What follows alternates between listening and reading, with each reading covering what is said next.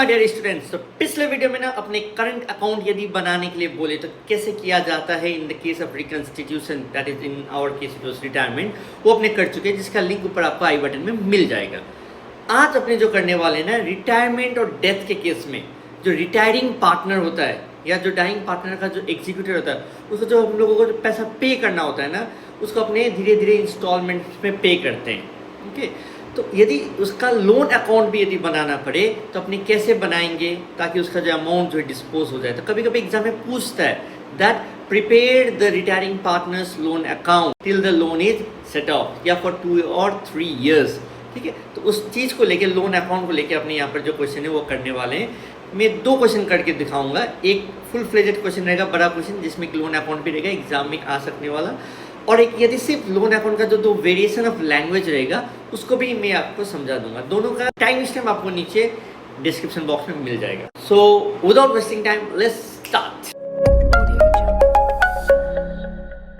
सो यहाँ पर क्या, Lalit, Madhur and Neena were partners sharing profits as 50%, 30% and 20% respectively. मतलब यदि मैं रेशियो वाइज देखूँ तो 5:3:2 बोलना चाह रहा है। On 31st March 2021 the balance sheet was as follows: creditors provident fund, investment fluctuation fund, यदि इन्वेस्टमेंट नहीं है तो ये फ्री रिजर्व हो जाएगा जिसको बांट देना पड़ेगा।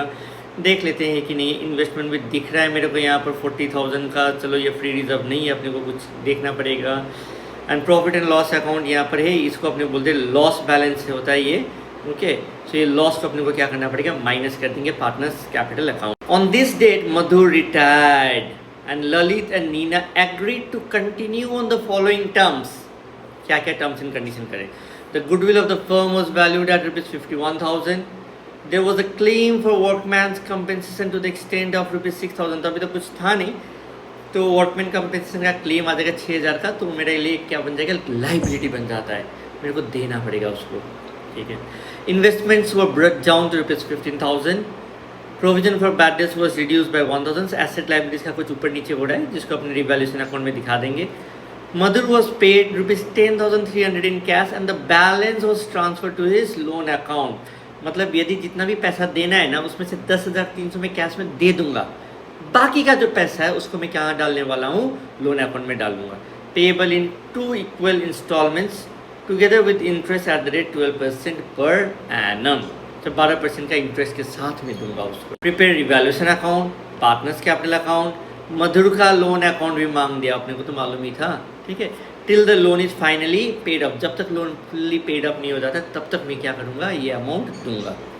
चलो ठीक है, बैलेंस शीट मांगा नहीं है, उसको भी मालूम है ना, जब मैं एक्स्ट्रा हेडेक दे रहा हूँ बच्चों को तो मेरे को थोड़ा सा तो रिलैक्स करना पड़ेगा।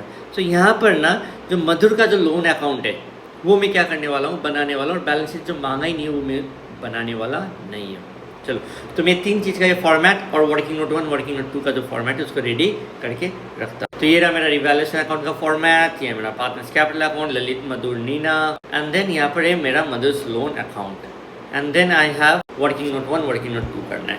तो let me do first start with working note 1, calculation of ratios. Old profit sharing ratio कितना है, ललित, मधुर और नीना के बीच में हम लोगों ने देखा था 5:3:2 था। परसेंटेज में दिया था, नॉर्मल जो सिंपल रेशियो होता है जो कि अपने फैमिलियर है जिस चीज़ में लिखने के लिए, उसमें मैंने लिख दिया। परसेंटेज से ज़्यादा मेरे को यही अच्छा लगता है, ये अपने आदत बना हुआ है इसी टाइप में लिखने के लिए। ठीक है, और कुछ न्यू रेशियो दिया है यहाँ पर, अपने देखे थे कुछ था नहीं। इसका मतलब क्या हो रहा है, मधुर जब रिटायर हो रहा है ना तो मधुर का शेयर चला जाएगा, ललित और नीना के बीच में 5:2 हो जाएगा। So new profit sharing ratio between Lalit and Neena कितना हो जाएगा, 5:2। और ऐसे टाइप के केसेस में ना मेरा गेनिंग रेशियो भी क्या आता है, ये सेम ही आता है। ठीक है, अपनी पहले ही डिस्कस किए थे। ठीक है, तो कुछ नहीं बोलेगा तो पुराने हिसाब से ले लेगा, और गेनिंग भी पुराने हिसाब से ही करेगा, 5:2। नेक्स्ट अपने वर्किंग नोट 2 देखते हैं, calculation of Madhur share of goodwill. Goodwill of the firm कितना है, 51,000। मधुर का शेयर कितना हुआ, फिर इस गुडविल जो क्रिएट किया है, मधुर शेयर ऑफ गुडविल कितना हुआ, उसका हिस्सा कितना हुआ। ठीक है, क्योंकि वो तो था ना, उसने भी तो मेहनत किया हुआ है, तो उसने जो मेहनत किया हुआ उसमें मेरा 51,000 इंटू 3/10। जो कि होगा मेरा 15,300 रुपीज़। अब ये ललित और नीना देगा, और किस रेशियो में? गेनिंग रेशियो में। अगर रुपीज़ 10,929, सब पॉइंट में आ रहा था, मैंने इसको राउंड ऑफ कर दिया। अब यहाँ पर क्या है? नीना कितना देगा, या अपने इसको बोल सकते हैं नीना कितना देगी। नीना तो लड़की का नाम है ना। 15,300 माइनस 10,929, ये हो गया ₹4,371। ठीक है, सो अपने वर्किंग नोट 1 और वर्किंग नोट 2 से रूबरू हो चुके हैं। अब देखते हैं अपने क्या करते हैं, रिवैल्यूएशन अकाउंट में जाते हैं item wise item. There was a claim for workman's compensation to the extent of ₹6,000। So मतलब कोई वर्कर्स लोग का कुछ हो गया होगा, क्लेम आ गया, रिजर्व तो है नहीं। सो अपने क्या करते हैं, यहाँ पर पूरा का पूरा जो नुकसान हो गया यहाँ पर लिख देते हैं, टू वर्कमैन कंपेंसेशन क्लेम। कितना रुपया से? 6,000 रुपीज से। सर और एक और चीज, इसका जो बैलेंस शीट में अपने देते थे, लिख देते थे लायबिलिटी साइड में, क्या लिखेंगे? नहीं लिखेंगे, क्योंकि बैलेंस शीट बनाना ही नहीं है। इसका काउंटर पार्ट मेरे को जो है वो करने का दरकार नहीं है। नेक्स्ट, इन्वेस्टमेंट्स और ब्रॉट डाउन टू ₹15,000। इसका मतलब 40,000 का जो इन्वेस्टमेंट्स था वो कितना हो गया? 15,000 रुपया हो गया। इसका मतलब कितना से घट गया? आपका 25,000 से घट गया। जब 25,000 से घटा ना, फंड में तो मेरे पास ऑलरेडी 10,000 है। सो मैं फंड से 10,000 यूज कर लूंगा, पूरा का पूरा 25,000 मेरा रिवैल्यूएशन में नहीं जाएगा। तो कितना जाएगा सर? 25 में से 10 माइनस करके मेरा कितना हुआ? 15,000 ही जाएगा। इसका एंट्री सर कैसे होता था दिखाता हूं मैं। Investment fluctuation fund account debit, revaluation account debit to investment. Investment कितना से घट गया मेरा? 25,000 से घट गया। तो यहाँ पर आ जाता है मेरा 25,000। फंड से मैंने यूज कर लिया 10,000, और बाकी रिवैल्यूएशन में चला जाएगा मेरा 15,000। सो एंट्री ध्यान रखना, कभी कभी एंट्री भी पूछता है। सो फंड से मेरा कितना? 10,000 से एडजस्ट हो गया है। सो मैं रिवैल्यूएशन में सिर्फ और सिर्फ 15,000 ही लिखूंगा। To investment.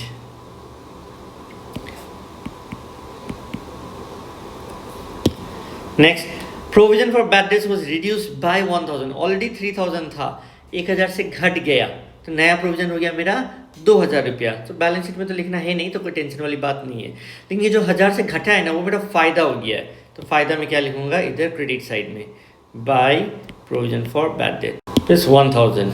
Madhur was paid ₹10,000 in cash. ये तो अलग चीज हो गया। चलो अपना मोटा मोटी ये जो है ना, क्या बोलते हैं आपका रिवैल्यूएशन वाला चक्कर, वो हो गया। तो इसको बंद कर लेते हैं। तो इधर आ गया आपका 21,000, ये भी आ गया 21,000। ये दिख रहा था डेबिट साइड में ज़्यादा है, इसका मतलब 20,000 का मेरा क्या आ गया? लॉस आ गया। ये लॉस किस में बटेगा? ललित, मधुर और नीना के बीच में बटेगा, बाय लॉस ऑन रिवैल्यूएशन। ठीक है, इसको अपने लिखते हैं पार्टनर्स कैपिटल अकाउंट में। तो ललित, मधुर और नीना के बीच में बढ़ जाएगा। सो 20,000 को अपने कैसे बांटेंगे? इंटू 5/10, 2/10। सो ये हो जाएगा मेरा 10,000, 6,000 और 4,000। ठीक, 20,000। ये जो लॉस हुआ मेरे को कहाँ लिख देना चाहिए? इधर क्रॉस एंट्री कर देना चाहिए। Loss 10,000, 6,000 and 4,000. Fine, sir. Next, what I can see over here is profit and loss account का लॉस बैलेंस, इसको भी राइट ऑफ कर देना चाहिए मेरे को यहाँ पर। To profit and loss, how much? 10,000। चलो 10,000 का मैं करूँगा, इधर आ जाएगा 5,000, 3,000 एंड देन वी हैव 2,000। सो ये भी कैपिटल अकाउंट को क्या कर देगा? लेस कर देगा। यहाँ पर गुडविल भी था, बैलेंस शीट वाला गुडविल, इसको भी अपने को क्या कर देना है? माइनस कर देना है, राइट ऑफ कर देना है। सर ठीक है सर। टू गुडविल कितना है? 20,000। तो 20,000 है तो 5:3:2 में ये हो जाएगा 10,000, ये हो जाएगा 6,000 और ये हो जाएगा 4,000। सो ऑलरेडी कितना बैलेंस था? 50, 40, 25। 50, 40 और 25। इसको अपने क्या बोलते हैं सर? स्टार्टिंग फिगर, ये बाय बैलेंस BD। सो पुराना रिवैल्यूएशन लॉस भी हो गया, पुराना पाप जो प्रॉफिट एंड लॉस और गुडविल का था उसको भी मैंने कर दिया। पुराना पुण्य में कुछ रिजर्व उजर्व टाइप का कुछ दिख नहीं रहा है। यहाँ पर इन्वेस्टमेंट फ्लक्चुएशन फंड था, लेकिन वो तो राइट ऑफ हो गया अपना इन्वेस्टमेंट घटने के कारण। ठीक है, नहीं हुआ रहता तो अपने उसको बांट देते हैं। चलिए ये वाला काम भी हो गया है। And now comes what is, ये गुडविल वाला काम को अपने कर देते हैं. सो गुडविल वाइज यदि मैं देखूं तो मेरा वर्किंग नोट एकदम रेडी है इधर.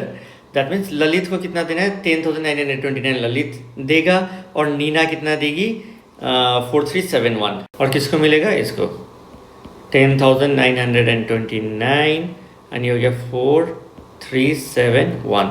इधर भी माइनस हो जाएगा, कम कर देगा इसका कैपिटल अकाउंट को, एंड ये जगह 4371.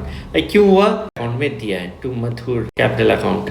ठीक है, और ये क्या क्यों हुआ, मधुर का बाय ललित कैपिटल, और ये क्या है, बाय नीनास कैपिटल. तो ये जो गुडविल जो था, जो फर्म ने क्रिएट किया था, उसका भी काम खत्म. बैलेंस शीट वाला गुडविल को राइट अप भी कर दिया. ठीक है, अब मेरे को क्या कर देना चाहिए सर, इसको बंद करना चाहिए. बंद करके देखते हैं कितना कितना बैलेंस आ रहा है, और तो कुछ भी है नहीं.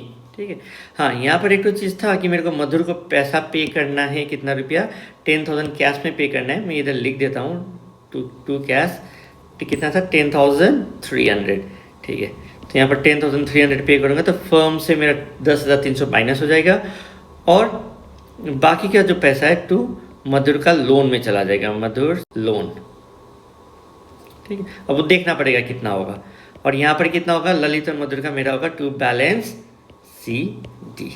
Late me close now. So इसको मैं क्या कर रहा हूँ, बंद कर दे रहा हूँ. ललित का है आपका 50,000, 14,071. अब मधुर का देखते हैं, ये आपका 40,000 है, 40,000 प्लस 10,929 प्लस 4371. तो इसको माइनस करके आ रहा है 40,300, जिसमें से 10,300 में दे दूंगा तो मधुर का लोन में चला जाएगा मेरा 30,000. और बैलेंस शीट तो इसका होगा नहीं, ऑब्वियसली लोन में ट्रांसफर चला गया.